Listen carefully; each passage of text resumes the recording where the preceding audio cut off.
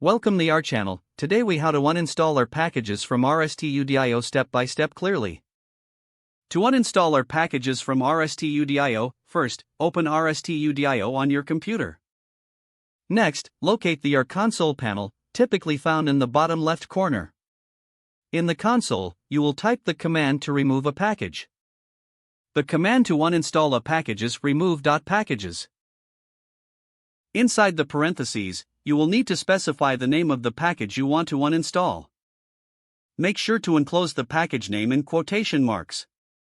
For example, if you want to uninstall the package dplyr, type remove.packages, dplyr, and press enter. R will then check if the package is installed. If the package is found, R will proceed to uninstall it. You will see a message indicating that the package has been removed successfully. To confirm the uninstallation, you can check your list of installed packages. Use the command installed.packages to retrieve this list. Look for the package you just uninstalled. If it no longer appears in this list, the uninstallation was successful. Repeat these steps for any other packages you wish to remove.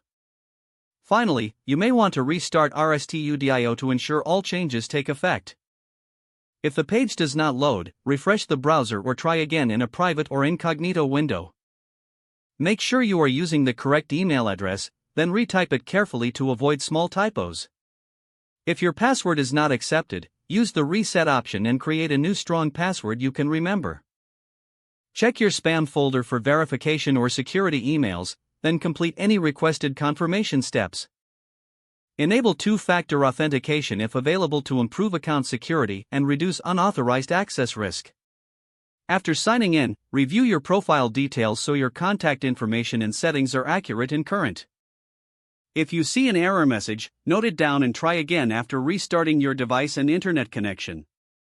Log out when you finish, especially on shared devices, to keep your account and payment information secure.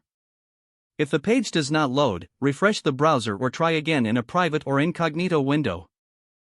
Make sure you are using the correct email address, then retype it carefully to avoid small typos. If your password is not accepted, use the reset option and create a new strong password you can remember.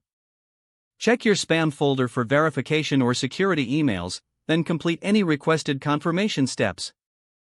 Don't forget to like this video and subscribe to our channel for more step-by-step tech guides.